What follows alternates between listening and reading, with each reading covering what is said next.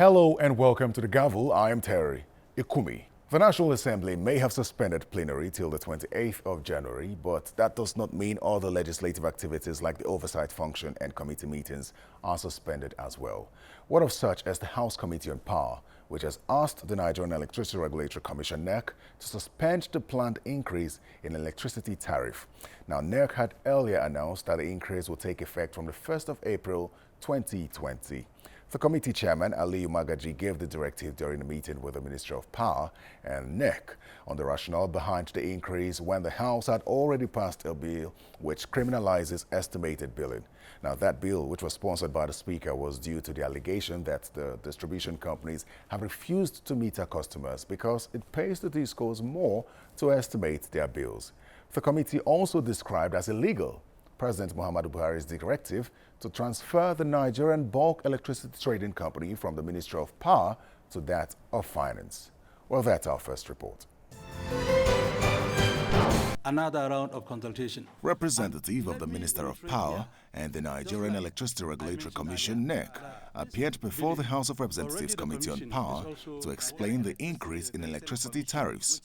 NERC had earlier announced that the increase would take effect from the 1st of April 2020. We were not involved. The lawmakers began by expressing displeasure for not being carried along before the decision to raise tariffs was reached, especially as the House recently passed a bill to criminalize estimated billing. We have sent in a bill to the Executive Honorable Minister on the estimated billing. We expect that bill to be signed into law before we have a new rates or new review in this country. We equally expect that the customers has to have a meters before a review is being done. We are not against cost-reflective tariff. We are only calling on the government to do the necessary things before this kind of things is being bring out. And we have mentioned them. If you can see, there are so many unresolved questions. I pity the discourse, or I mean the investors. There are locations that they can never even go to collect the tariffs. They have a lot of debt, but we have to do it logically to ensure that at least now we receive, I'm sure all of us know the feedback from Nigerians. So on behalf of this committee, I will liaise with the Senate committee. I want to ask you to put this on hold until proper consultation is achieved. We are expected to undertake minor reviews twice every year.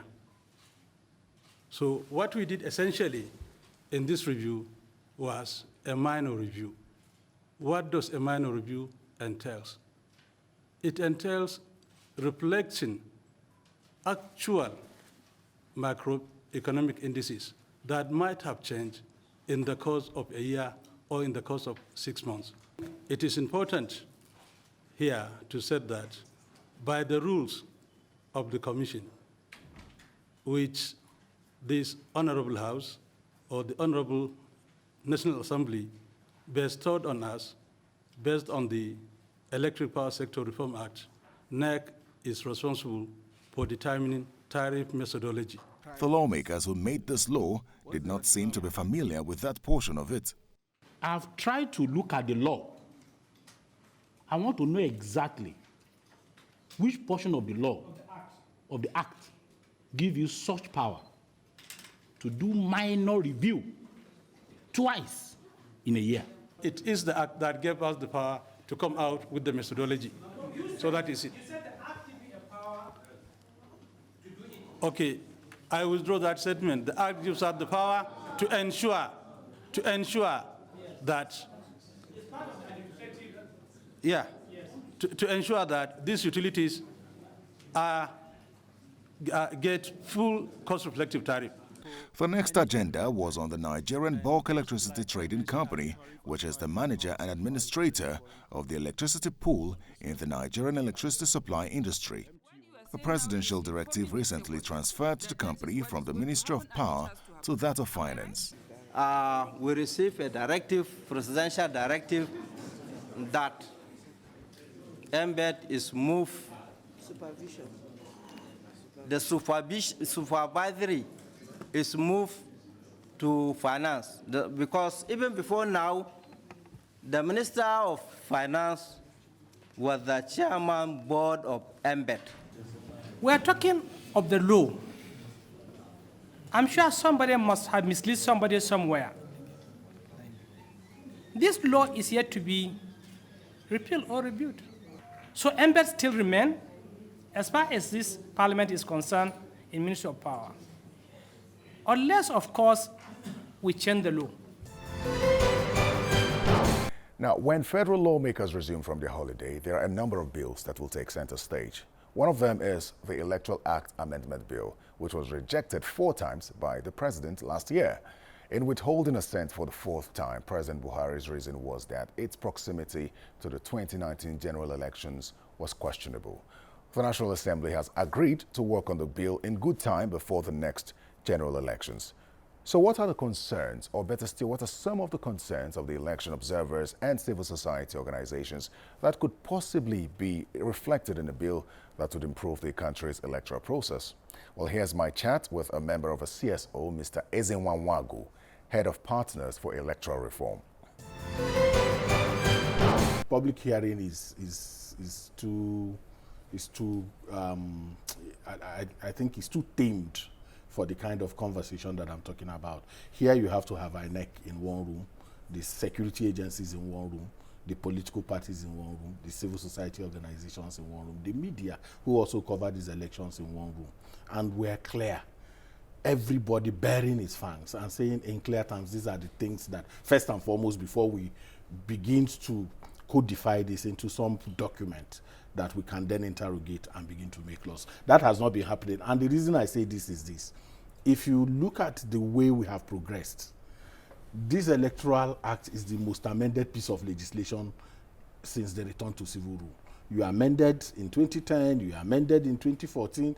Indeed, people did not even know the amendments of 2014, what was in the amendments of 2014 by the time we started talking about the 2019 amendment. So the issue will be to say that what are those overarching issues that we have seen? Security is a big challenge. The role of security is a big challenge. We need to look at the laws. We need to look at how we are able to deal with crimes in elections. Okay? We need to retool the issue of electoral offense. Do we want to establish a separate electoral offense commission? Those are clear issues that the National Assembly will have to engage. And the reason for that is that if you do not sanction crimes in election, then there is no deterrence. Okay? So what are the issues? When an electoral officer makes a wrong call, is it an administrative issue? Should it just be query? Let's stay with the security issue you raised and how it plays a role in the elections. I'm trying to understand what kind of legislation we can put in place that will help security during elections. First and foremost, it's not just the security is about prosecution. When people infract on the Electoral Act, I'm looking at preventive methods instead. We need to open up the issue of deployment. We need to open up, and when I mean open up, as somebody who covers National Assembly, covers elections, I don't know the political economy of the deployment. You just wake up and hear that 33,000 people have been deployed for Bayelsa. 36,000 people have been deployed for Bayelsa. Who does the count? Who follows up on that? Who is interested in knowing whether there are actually 33,000 people? Who pays for, if I say that this polling unit needs to be protected and hoodlums come to the place that I have paid somebody to secure. Somebody has been detailed to secure that place. They cut away ballot box, pour ink into ballot box, and there are no arrests made. And nobody is in court. Those are clear issues. And that is the issue. That's what's bedeviling your election. When you go to court, you are going to court, the judge sits down. It is the evidence that you bring. You do everything you bring is what he interrogates. So the real crime during election is committed at the polling unit level, where the politicians who are not part of any conversation around clean election do their thing, knowing that there won't be consequences. So, and the tragedy of our situation is that it is the politicians that we are going to meet in the National Assembly to make laws that will give us clean elections. So the pressure has to come from this multi-stakeholder engagement that I've talked about, where the politician is sitting and somebody is telling to his face to say, look, You are the problem. You are the one pushing the security agencies to pretend that they don't know that a crime has been committed. Those are the issues. So we resume into amending the laws that we know we are going to break eventually. Well, some because people, there is no consequence. well, I think this will lead us to electronic voting and transmission results, as we see in developed climes where violence is reduced to the barest minimum, where we almost have no violence. People can sit in their houses and vote. If we look at the amendments that could possibly come up, should we be looking at stamping it in the Electoral Act Amendment Bill that there must be electronic voting and electronic transmission of results? We should not say must. We should say must is to say that you have already covered up all the challenges that you face with electronic voting. But you have not covered up that. You have internet penetration issues. You have issues around your country, even electricity and the rest of them. So those are huge challenges that you need. What you can say is that electronic voting can happen where possible. You decriminalize technology in elections, okay? So what that means is that you can put it in the law that if it is possible for Abuja people to vote and their results transmitted electronically, that should be done. But all of this is good. There is nowhere in the world yet where you have full electronic voting. There is not in the US, not in Germany, not in the UK. In some places, they still do manual voting. I think President Muhammadu Buhari himself has a responsibility to hand to Nigeria a legacy of a reformed electoral process. Now, while it seems like we might not be able to achieve 100% electronic voting, what's the possibility of achieving transmission at least? Could transmit results electronically, at least considerably to a great percentage, and ensure that INEC has a server that could be referred to at some point? I mean, it's been canvassed in some quarters. When we take out the law, for now, the Electoral Act is not very clear whether INEC can deploy electronic or transmission. I'm saying this is what I'm saying. So let us take that obstacle away. But like I said, it has to be clear that it is a mix. Don't put that must. Because when you put must, you jeopardize the people who live behind the hills of Obudu. Communities behind the hills of Obudu who do not have electricity today. I know that slightly transmission results electronically seems slightly different from maintaining a server that could be easily accessible. The issue of server is, INEC has something where you can see its results. Call it anything you like. The law does not allow them to use the word that right now. Do you understand what I'm saying? There is no law that empowers INEC as of today to do electronic voting. So if you transmit, it is electronic. So you need to take out that obstacle for them to be able to, deal with these issues that confront us day to day. Can we do an audit? Can we introspect and say, we amended this law in 2010. We amended it 2007. We amended in 2010. We amended 2014. We amended in March, actually 2015, sorry, March 2015. We did an amendment. We have proposed an amendment in 2019. What are the issues? What are the real issues? Technology is an issue, not full-scale technology. Security is an issue. The attitude of the politicians is an issue. Okay? We need to deal with cost of election, inter-party democracy. These are conversations that you need to have. If somebody will have to pay delegates as much as 1,000 naira to become a delegate of a political party, desperation will set in. We need to find clear laws around cost of election that makes reasonable, self-respecting people feel comfortable to contest election without the play of money that the way we have seen. Reordering of the election.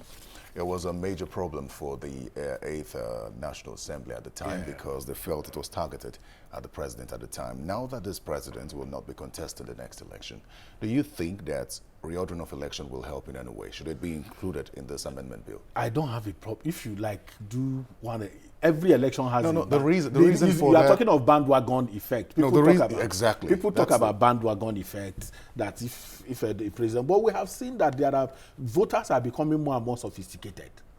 Okay, you have seen a place where even the governor is another party and the state house of assembly is a different political party.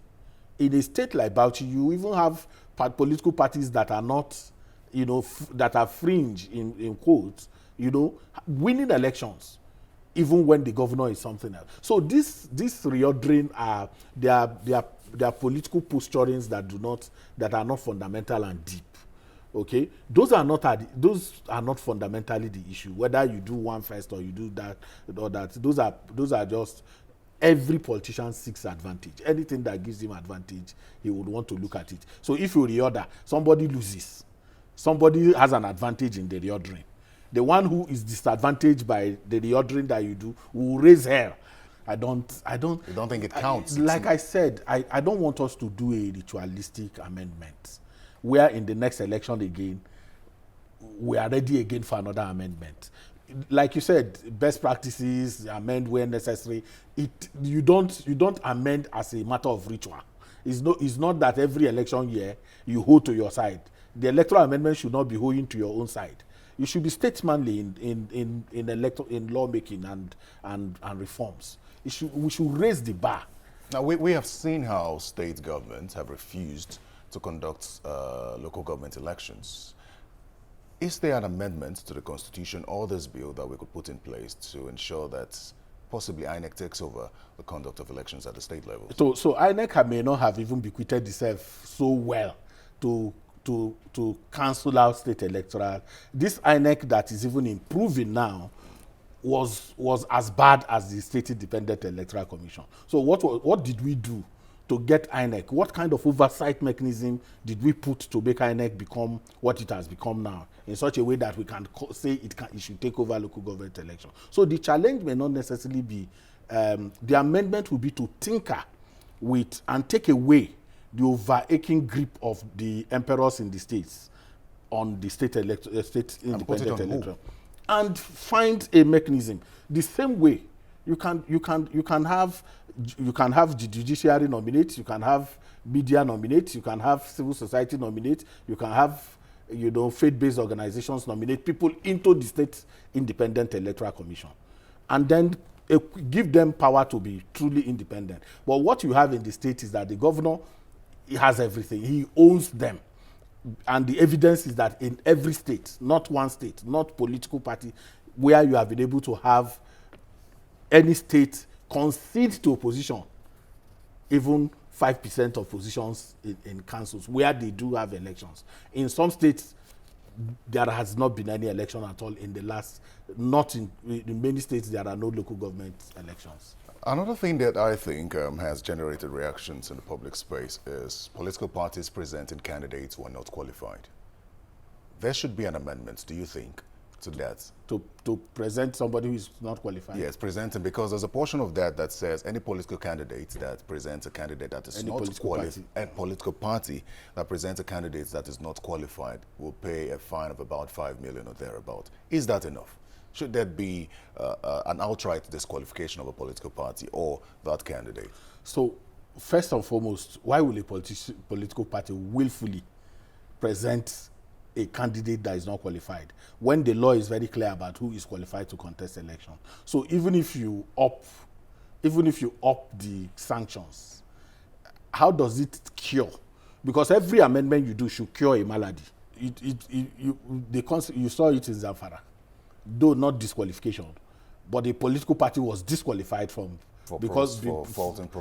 faulting process. So all we need to do is to raise the sanctions that are already there. Who has collected, when they present that, where have we seen them pay that fine? The fine is stringent enough, but the issue is who does the enforcement. Nobody enforces all of that. So immediately after 2019 election, we are now talking about reforms. People are preparing for 2023. All the shenanigans that took place in the 2019 election has been swept under the carpet. No enforcement. The parties that did that are now preparing for another election. Some people have questioned why the law states that 3 hours before the election ends, if there's a faulty card reader that cannot be replaced, the election should be postponed. Some say that timing is short. laws are not made to satisfy everybody. No matter if you make it 15 hours, somebody has an issue with it. No, the card reader. No, For example, you don't understand. it's If time the of replacement. if the card reader cannot be replaced 7 hours after, somebody will say that time is still short. The point is a 3-hour window for replacement of card reader before the close of poll is fair. It's fair. 3 hours is fair. If you can't fix a card reader in 3 hours, you may not be able to fix it for the whole day, in my view. So these are administrative issues. We cannot bring administrative issues, and issues INEC can resolve administratively cannot become law. We so think that we can legalize, we can make everything into law in a way that we even deprive the EMB, the Electoral Management Body, the leeway to be able to take, practical steps that can resolve an issue, and deal with it in an administrative manner. We have seen how some of INEC's policies, rules, and regulations have been contested in court. This is why some persons are saying it must be law. It's easy to interpret the law in court than to interpret the rules and regulations guiding the electoral body as set up by the electoral body. But the law also, the Constitution empowers INEC to make those rules and regulations.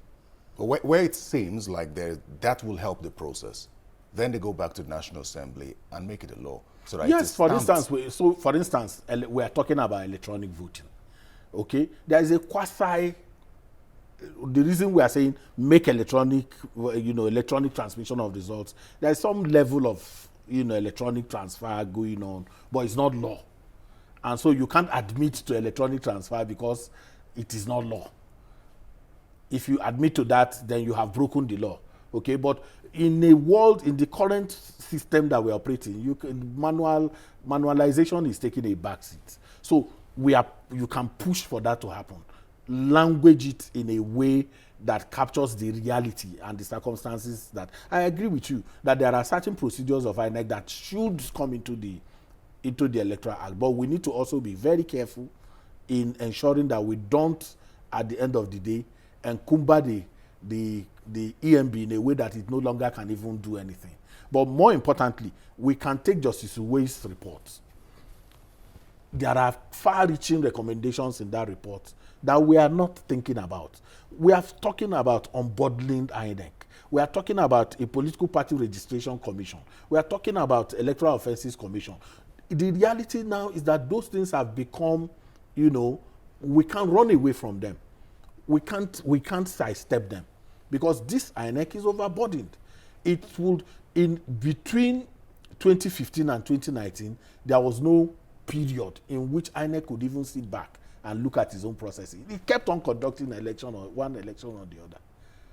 You couldn't have been doing 199 elections after the 2015 elections and still be able to introspect. So we need to take this burden off them and invest them in other organizations so that the whole idea of the whole business of conducting election can be domiciled in INEC, and they can face that squarely, and they are able to then rejig these processes and procedures and follow through with them in a way that brings the kind of outcome that we have. But as we speak now, you have over 1,000 people struggling to be registered as political parties. INEC is battling with that. You have court cases. INEC is being summoned in every tribunal, one tribunal to the Supreme Court. The same INEC whose legal department may whatever you budget for the legal department of INEC may be what a senior advocate of Nigeria will put in his back pocket. That's the one confronting the challenges that you are facing. So you need to take that out and free them to be able to. That's part of what the conversation that I talked about. If we have that conversation, we can have a smooth, amendment. Why? Because the bottlenecks will have been taken off before you even go there. The conversation, an MOU, some kind of understanding will have been reached at this level. And then when you go there, the president will no longer say, I'm not assenting, and will not find an excuse why he will not assent. The National Assembly will not also play politics, will not, the issue of due diligence, the issue about, errors, typographical errors, and all of those things, the president can hang on to say, I'm not going to, go back and redo this, put the smart card reader, remove it, bring it back. All of those issues can be smoothened out at this stakeholder conversation that I talked about. Following the aftermath of the 2019 general elections and other off-season elections that have held after that, as well as court judgments on some of these elections, the National Assembly will have to pay close attention to detail in preparing the Electoral Act Amendment Bill to address and prevent reoccurrence of some of these observed anomalies. Well, that's The Gavel. Thanks for watching. Send feedback to thegavel@channelstv.com. I am Terry Ikumi. Bye.